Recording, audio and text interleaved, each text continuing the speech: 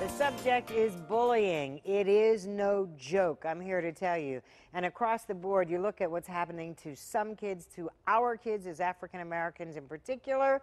It is shameful at best, a crime in some other situations.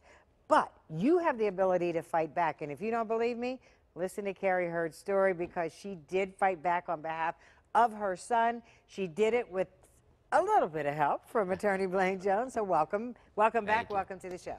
Thank you. Tell me about your son. Tell me what happened. Well, I chose to move to give him a better education, a better environment.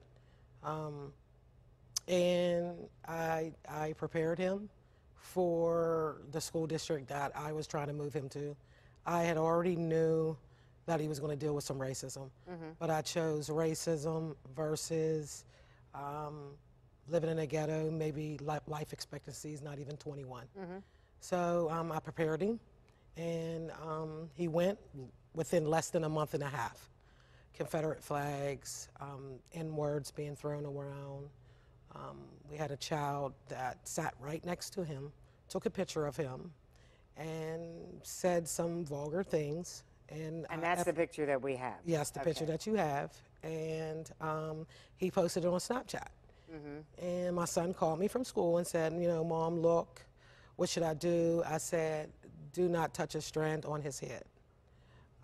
I'll take care of it myself. So talked to the school, talked to the superintendent, didn't really get anywhere. They weren't trying to... They weren't trying to help. Right. Or intervene. Right, correct. So at that point, there was a couple of parents from the district that was having problems. Let me just stop for a second, because we have that picture up. Now, clearly, we had to blur out some of the words, but the first one starts with F, so I'll leave that to your imagination. The second one starts with N, so you can figure it out. And then it says, I'm about to hang this one by a tree. Okay. That's the picture that popped up on Snapchat. So with all this being said, I entered a group, and it's only 2% African American at Thomas Jefferson. So I met up with a group at Panera Bread, a couple of parents, with the same type of issues. And the Public Relations Human Relations Commission were there. They set these meetings up to help the parents. I was the only one that was willing to file a complaint, so I did so. So from that point, I filed a complaint. From a friend of a friend, I was able to get a hold of Blaine Jones to represent me. I felt like just me being there wouldn't be enough. So I acquired an attorney to help fix the district for my children and the upcoming children in the district. So, Blaine, obviously you've been on the show, you've told your story about your own son, which I'll double back to in just a second. Right. But when you heard her story, it had to strike a chord in you that this is rampant almost. Yeah, it struck an all too familiar chord, Lynn. Like I've said to you before, I'm born and raised here, and I experienced racism. My parents experienced racism where they were from, my grandparents, my great-grandparents in the South, and now my kids and Carrie's kids, and it's generational. So I can sit back and I can relax and act like everything is good, or I can step up and try to do something. And when I first started speaking with Carrie, she sent me this picture, the picture that you just showed. And it's so vile, and it hurt me to my core, because what you have there is her son in school trying to get an education, a woman who moved him from certain circumstances to a better life. But even think about that move. She had to brace her son like, you're going to deal with racism, but you're going to just have to accept it and keep going. And that's not right, because as a 16, 17-year-old kid, you got a lot going on, but now you have to deal with people writing vile things like that while you're literally just studying. So when she sent that to me, it hurt me so deeply that I was like, all right, let's go. And then we went to the meeting. We spoke with Carrie. We went to the meeting, and we held them accountable, because one of the things that I'm learning with some of the school districts, I don't want to paint everyone with a broad brush, but if you don't hold them accountable, they will not hold themselves accountable. They will not police themselves.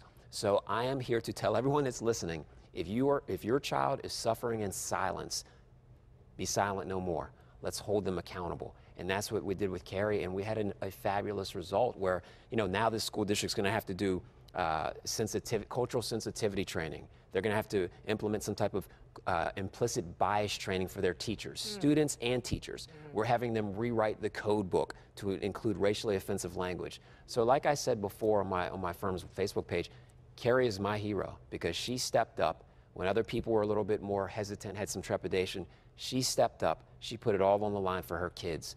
And what else can you say about that? And that's what you have to do. I mean, because even we've got this picture up behind us. I don't know your son, never met your son, but I feel like there's a vulnerability of the way he's sitting in that picture and the hateful words underneath it. And that just kind of strikes something in you as a mom, like, I can't let this go on. Well, this is a kid, too, that shook his hand every day and spoke to him every day.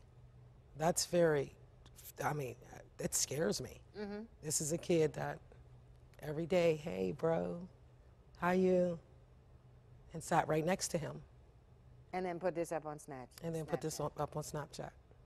And it's not just him, it's a group of kids, almost gang type, Confederate flags in their lockers, in their back pocket, writing the N-word on the cafeteria tables, on the lockers.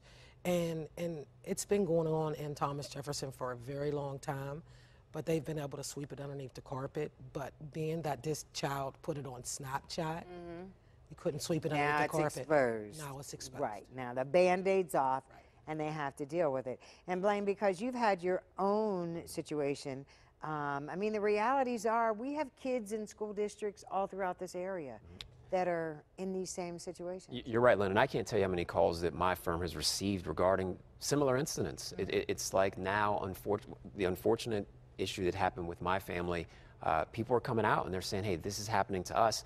And I'm getting it from everywhere. I mean, Allegheny County, Beaver County, you name it, Westmoreland County, people are calling constantly and they're saying, this is what's going on, this is what's happening. And like Carrie said a moment ago, you know, the people that call, they say they'll go to the superintendent, they'll go to the principal, and it's almost like they pat you on the head and tell you to carry on. The status quo is great here. But one of the things I thought was interesting, when we were in the hearing with her school district, the administrators were saying that they were trying to implement certain policies to help minority students, and some of the residents were against it. So if the superintendent, if they're basically being told by their bosses, hey, we like the way it is around here, don't change it, they're not going to do anything to help folks that look like us. So therefore, there's only one way to make that change, and that's basically to force that change. Indeed. So the school year's over now. Your son will go back to school in the fall. Yes. How does he feel about it now? He's a very humble, relaxed kid. He doesn't hold grudges. He's happy. He's happy that he doesn't have to, you know, just worry about the kids coming in the classroom interrupting. He's able to learn. He's able to focus. He's happy. He wants to stay. I thought about moving, but when I think about the education level that they give and what he needs, and it's he's ideal. entitled to that. And he's entitled to America. free Why should she have to education. move? Right. Exactly. So I chose to stay. We both chose to stay until at least he graduates. Okay. Their education is top tier worth it. education. There you yes. go. So we're staying. We're here. I'm glad She's a hero. you fought. Indeed, She's a she hero. is That's a hero. And before we run out of time, what's happening with your case and your son? Well, it's summer where we live summer break. It's not summer where we live, but summer break. So my son and my kids are getting a chance to kind of re-energize and take a deep breath because it's been a lot. But really, I've wanted to push my kids to the background and kind of come to the forefront. And I have a couple of parents, quite a few parents in our district, whose kids have experienced the same thing. We didn't know about it, and we're in the process of doing the same thing that Carrie did. So once again, it's an issue where I don't trust that the administrators where I live are going to do the right thing or do the thing that should be done. So we're going to make them do the right thing. Indeed. Congratulations. Thank you. Awesome. And I said at the beginning of the show that sometimes we just go in that mama bear mode, and that's what we have to do. We have to fight for our kids. So hats off to you. Indeed. Thank you. Awesome stuff. We're going to take a break. When we come back, this week's Waiting Child. Don't go away.